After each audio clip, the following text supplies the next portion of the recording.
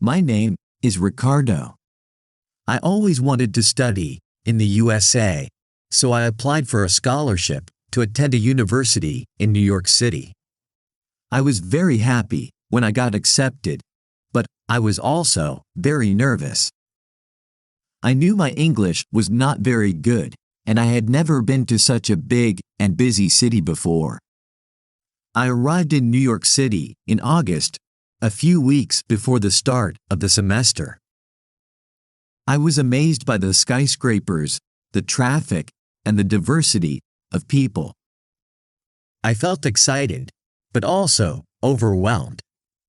I had to find a place to stay, register for classes, and get used to the new environment.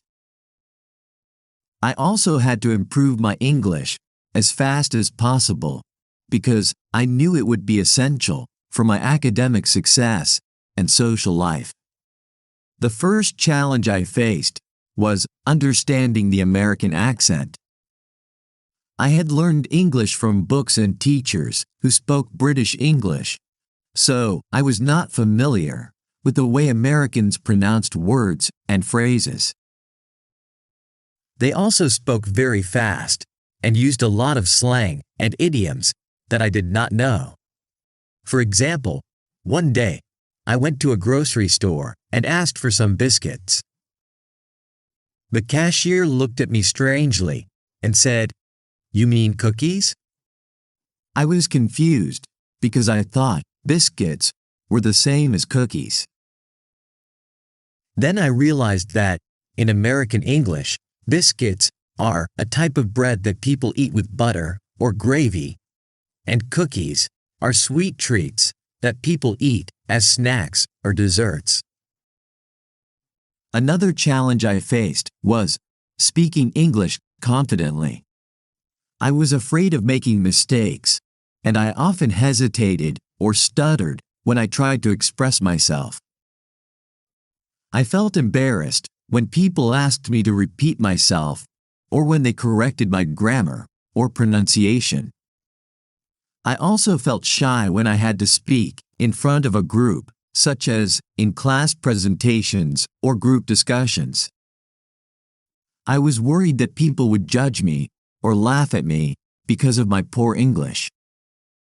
However, I did not give up on my goal of becoming fluent in English. I decided to use every opportunity I had to practice and improve my skills. Here are some of the methods I used. The first method consisted in listening to podcasts, radio shows, and audiobooks in English. I chose topics that I was interested in, such as cooking, finance, history, and technology. I tried to listen carefully and understand the main ideas and details. I also repeated some of the sentences and words that I heard to improve my pronunciation and vocabulary. The second method involved watching movies, TV shows, and YouTube videos in English. I watched them with subtitles at first, but then I turned them off and tried to follow the dialogue without them. I also paused and rewound the videos when I heard something new or interesting and wrote it down in a notebook. I learned a lot of slang and idioms from watching movies and TV shows, and I also learned about the American culture and humor. The third method involved a lot of reading and writing.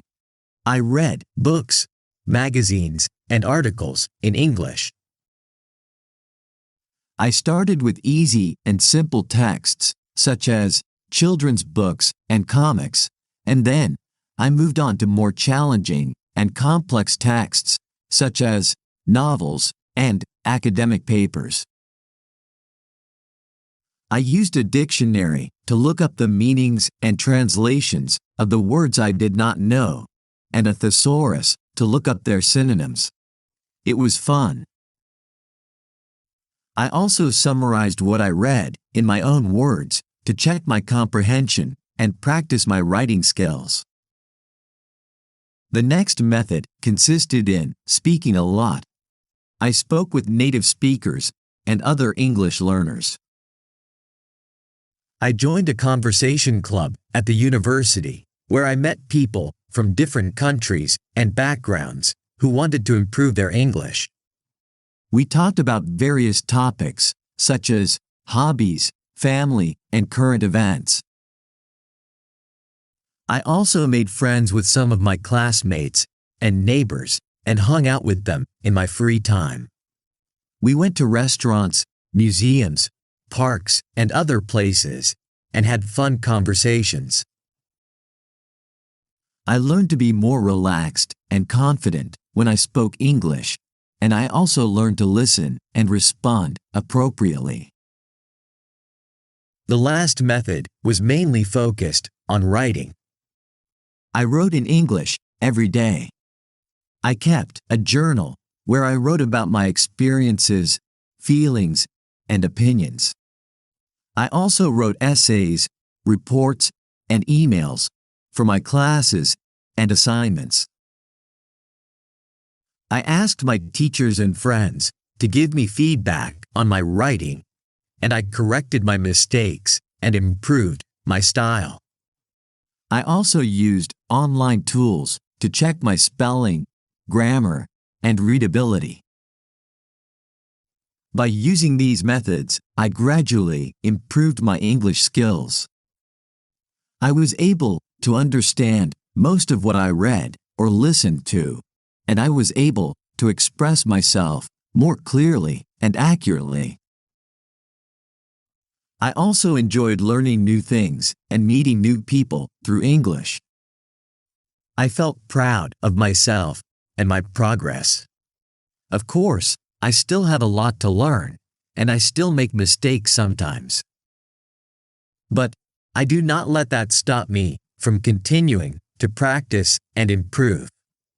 I know that learning a language is a lifelong journey, and I am happy to be on it. I hope that my story will inspire and motivate you to improve your English too. Remember, you can do it if you try hard and have fun. I wish you all the best. Based on the text you've just read, choose the answer that best defines each of the following words. Diversity. A diversion. A range of different things or people. A driveway. Or a mathematical term.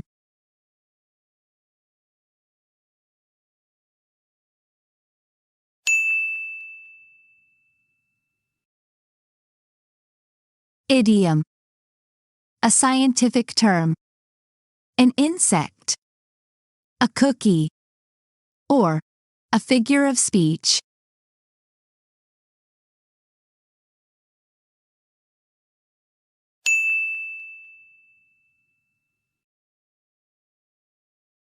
Thesaurus. A dinosaur.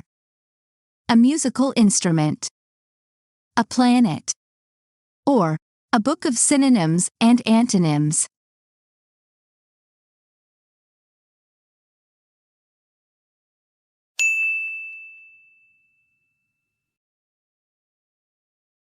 To stutter.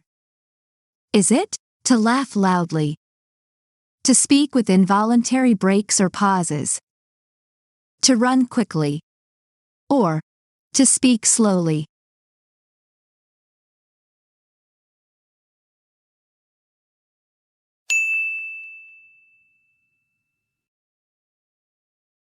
Novel. Is it? A science book. A new type of technology. A piece of paper. Or a long written story.